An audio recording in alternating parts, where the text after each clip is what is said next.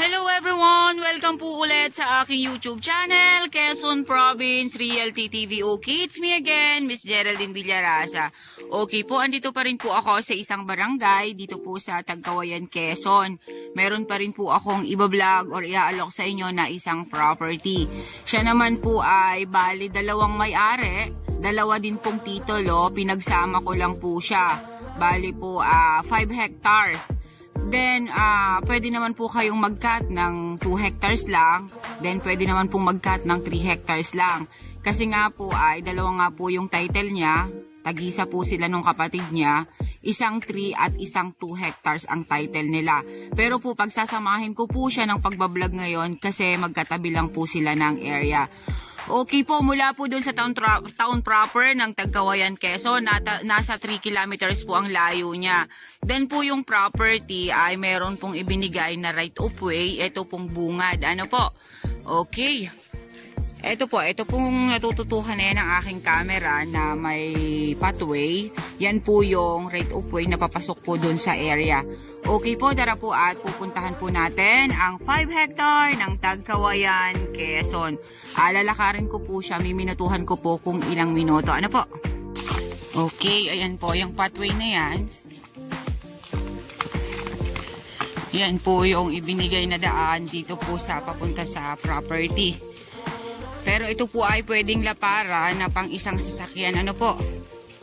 Barangay na nini nagpagawa nito? Yung nakatira din lang dito. Ibig sabihin may nakatira dito. Okay. Sa amin po kasi sa Lopez, Quezon, basta't po merong ganyan na pathway, nagawa ng barangay, automatic po yan, may nakapropose po talaga yan na barangay road. Kaya maliit lang kasi yung budget po ay hindi pa pang 3 meters ang budget para sa kalsada. Sa amin po yun sa Lopez. Hindi ko lang po alam dito sa Tagkawayan. Pero hindi naman po siya hassle ng pag-ano, kasi nga po ay pantayan po yung property. Pantayan po yung kalsada na gagawin. Ayan, meron pong tatawiran na maliit na sapa-sapa. Gagawin lang po dyan ay spillway. Isang box culvert.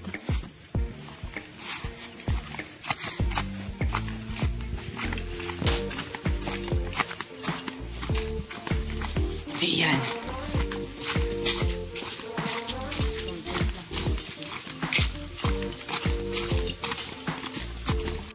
Okay guys, nalakad ko na po yung right of way na sinasabi ko sa inyo. Yun nga po, marami po dito talagang kabahayan sa loob na to. Dito sa papunta dito sa property.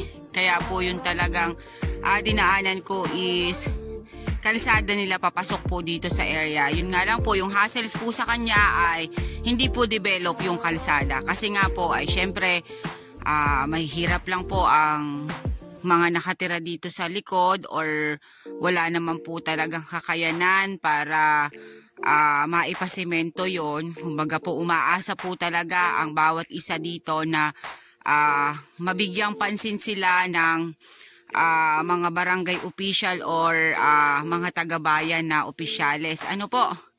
Ayan po, nandito na po ako sa property. Nilakad ko po siya ay 5 minutes ko pong nilakad yung lakarin papunta rito yung right of way. Ano po? Okay po, tara po at papasukin po natin ang 5 hectare ng Tagkawayan, Quezon. Okay, dito po yung start. Ayan.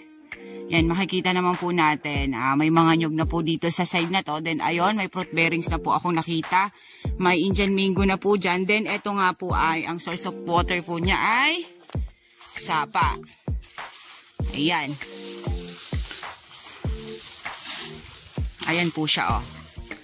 Ayan po. Running water po ang sapang yan. Okay.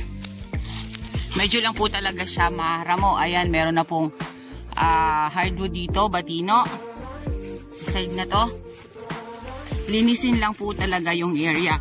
Siya po ay medyo po pa-slope ng konti dito sa side na to. Yan.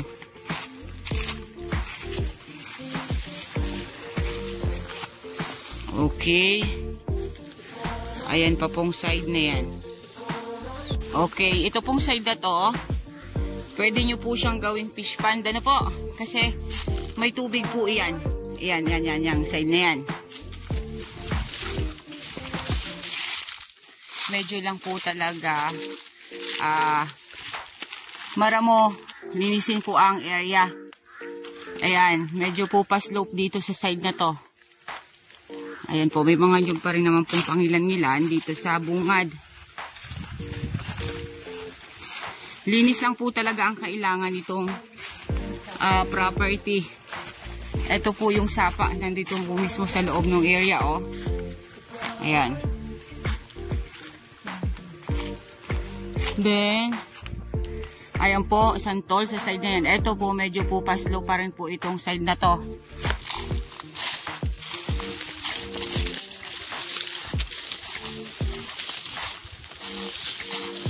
Okay.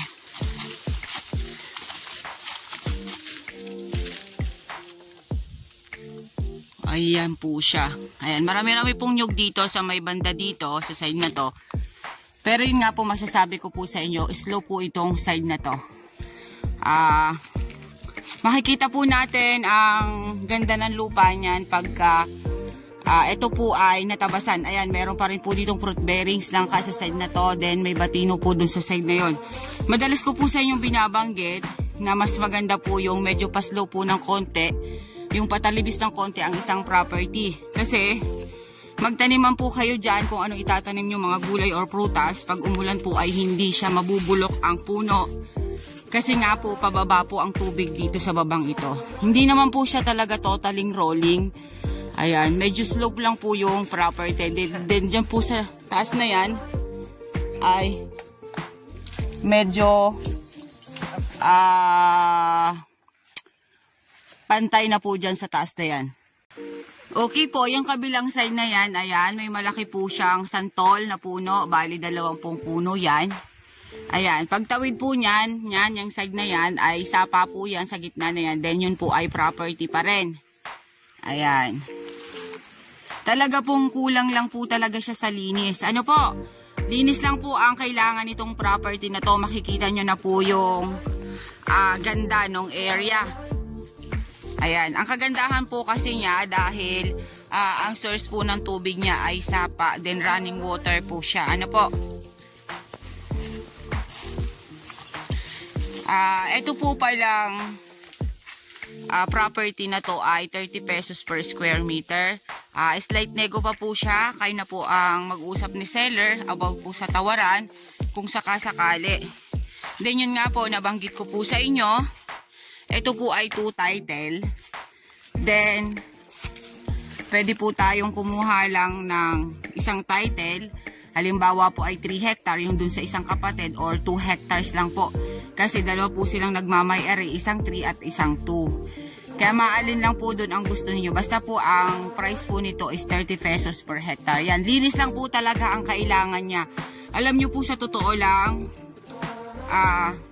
sa ngayon po, ito pong taon na to, kung ako po sa inyo, mag-avail na po kayo ng property dito sa Tagkawayan, Quezon. Bakit po? Malamang sa malamang po, next year po tataas na naman po ang value nila dito. Kasi talaga pong pataas po ng pataas ang zonal value po namin dito sa Tagkawayan, Quezon. Ano po? Ayan.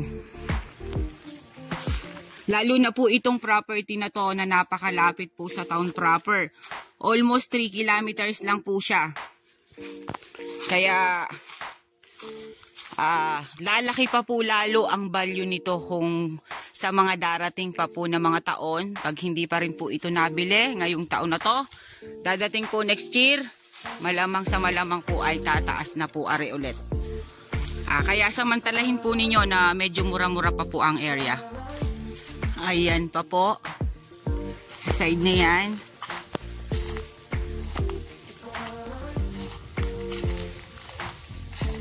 Ayan, kung ang iisipin nyo po ay yung hassle ng pagpunta dito, ang kalsada po ay nadidevelop. Basta't po't magtulong-tulong, hihingi po tayo ng tulong sa mga nasa gobyerno o sa barangay para po ma-develop yung isang kalsada, para po maging maganda po yung komunidad ng isang barangay. Yan naman po ay hindi tututulan ng mga taong barangay kasi nga po para din po sa ikauunlad ng kanilang barangay yun. Kaya dapat po itong kalsada na to na papunta dito ay pagtulong-tulungan na lang po na ma-develop. Kasi once naman po na na-develop ang isang kalsada sa isang property, ay talaga pong kung mataas na po ang zonal value ng Tagkawayan Quezon, mas tataas pa po lalo ang magiging zonal value niyan, lalo na po at gilid ng kalsada. Kaya po yung mga buyers na medyo nag-aalanganin kasi nga po ay walang kalsada ang isang property, huwag po kayong mag-alala. Kasi po may kalsada at walang kalsada, same po ng value ng lupa dito sa amin sa Quezon. Last time lang po ay ayos po kami ng BIR or ng CGT, talaga pong tumaas po talaga ang zonal value ng Tagkawayan Quezon. Kaya habang maaga pa, hindi pa po alam ng ibang mga may-ari na talagang mataas na po ang value ng lupa dito sa Tagkawayan, mag-avail na po kayo. Kahit po yung mga ganitong mga tinatawag na inner lot, nagde-develop po ang kalsada. Yung pong lupa, yung value po ng lupa ang ating isipin. 2 years, makalipas po nito ang 2 years or 3 years, mas malaki na po ang value ng lupang ito. Ngayon pa nga lang pong taon na to, mataas na po ang zonal value dito, lalo na po sa mga susunod pa na taon. Ayan pa po, ito pa po yung kabilang mukha. Talaga pong linis lang po ang kailangan dito sa property. Ayan, may Indian mango pa rin po sa side na yan. Mga ilan-ilan lang po talaga yung fruit bearings na nakita ko. Kayo na lang po ang magpapaunlad ng property. Kayo na lang po ang magtatanim or magpapaganda ulit nitong area nito. May mga nyug pa naman po siya. Nga lang ay hindi po siya katulad ng ibang property na talagang dasik po ang mga nyog. Okay po, lalakad pa po tayo ng konti para medyo maikot pa po natin yung area. Ano po? Okay. Ako ata ay naliligaw na. Ang hirap po ng nagbablog ay naglalakad. Tapos ay nagdadaldal pa. Susme. Ang inyong lingkod po talaga. Sa totoo lang po, mahirap po ang ginagawa namin. Yung mga ganito po bagang sitwasyon na ikaw ay pupunta sa isang lugar, tapos ikaw ay magbablog ng property, magbebenta ka ng property, ikaw ay naglalakad, nagsasalita, nagbibideo. Napakahirap po ng sitwasyon ng ganong naming trabaho, pero amin pong pinagtsatsagaan dahil ito po ang bumubuhay sa aming mga pamilya. Okay.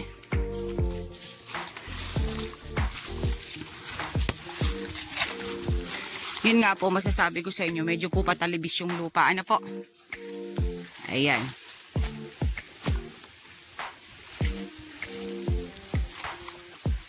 Linis lang po talaga ang kailangan niya.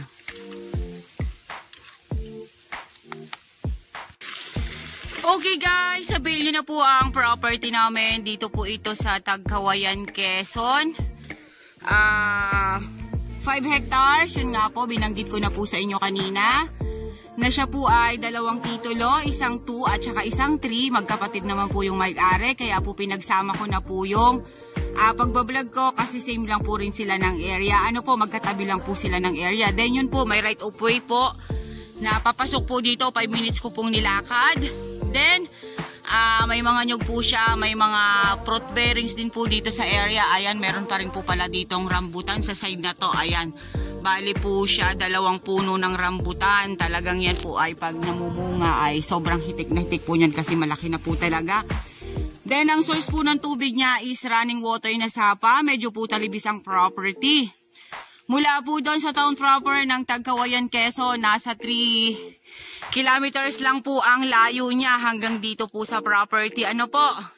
Then ito po ay 30 pesos per square meter. Title po ang property. Then ayan nga po, sabi ko nga po sa inyo, ang pinakang hassle lang po ngayon ay yung paglalakad. Ano po, pero ang kalsada po ay nadidevelop. Yun po ang masasabi ko lang. Kasi dito po sa amin ngayon sa Tagkawayan, mag-inner lot or magilid ng kalsada ay same na po ng zonal value. Kaya habang maaga pa po itong taon na to, kayo po ay mag-avail niya talaga ng property kasi malamang sa malamang next year po tataas na naman po ang presyo ng mga may-ari ng property dito po sa Tagkawayan, Quezon. Okay po, once again po ako po ulit ang inyong site locator, si Miss Geraldine Villarasa. Muli po ako maglalambing. Pa-like and share po ng aking mga vlog and pa-subscribe na rin po ng aking YouTube channel, Quezon Province Realty TV. Okay po, thank you po for watching.